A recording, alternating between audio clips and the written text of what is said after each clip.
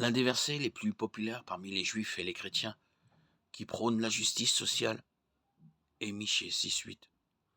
On y lit: Ô homme, il t'a fait connaître ce qui est bien. Et que demande l'Éternel de toi? Que tu pratiques la justice, que tu aimes la miséricorde et que tu marches humblement avec ton Dieu. Beaucoup désirent en savoir plus sur ce que ce verset inspirant enseigne sur la question de justice, de miséricorde et d'humilité. Michée 6 implique une conversation imaginaire entre le Seigneur et Israël. Dans les versets 1 à 5, le Seigneur présente son argument contre le peuple désobéissant d'Israël.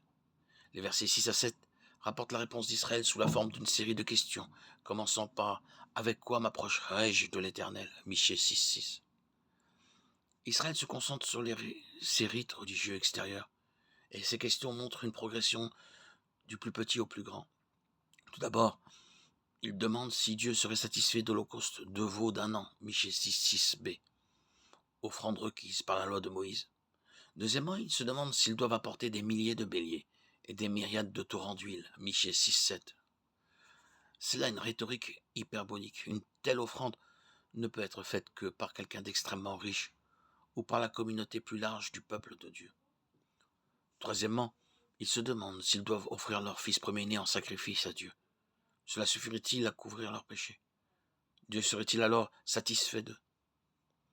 La réponse au problème du péché d'Israël n'était pas des sacrifices plus nombreux ou plus douloureux.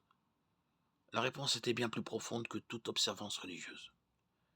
Ils avaient besoin d'un changement de cœur. Sans ce cœur, la conformité d'Israël à la loi n'était rien d'autre qu'une hypocrisie.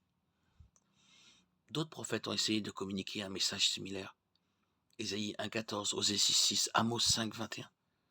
Malheureusement, le peuple de Dieu a été lent à écouter le message. Matthieu 12,7. Agir avec justice aurait été compris par le public de Michée comme une façon de vivre avec un sens du bien et du mal. En particulier, les tribunaux judiciaires avaient la responsabilité d'assurer l'équité et de protéger les innocents. La justice était un problème en Israël à cette époque. Que signifie amour fidèle ou bonté affectueuse? Michée 2,1,2, 3,1,3 et 6,11. En plus de la justice, Israël devait faire preuve de miséricorde. La justice et la miséricorde sont toutes deux fondamentales pour le caractère de Dieu. Dieu attendait de son peuple qu'il fasse preuve d'amour envers son prochain et qu'il soit loyal dans son amour envers lui, tout comme il avait été loyal envers eux. Michée 2, 8, 9. Marche humblement est une description de l'attitude de cœur envers Dieu. Le peuple de Dieu dépend de lui plutôt que de ses propres capacités. Le verset 8 suit avec la réponse de Dieu enracinée dans la loi de Moïse.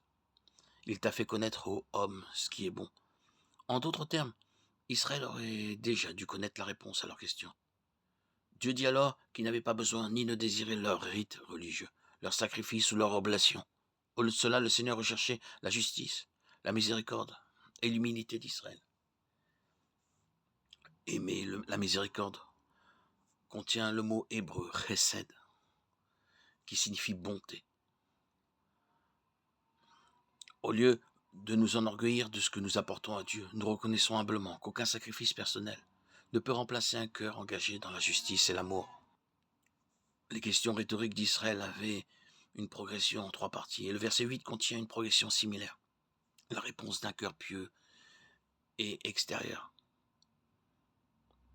Intérieur, c'est plutôt aimer la miséricorde et marcher humblement. Le message de Michée est toujours pertinent aujourd'hui. Les rites religieux, aussi extravagants soient-ils, ne peuvent jamais compenser un manque d'amour.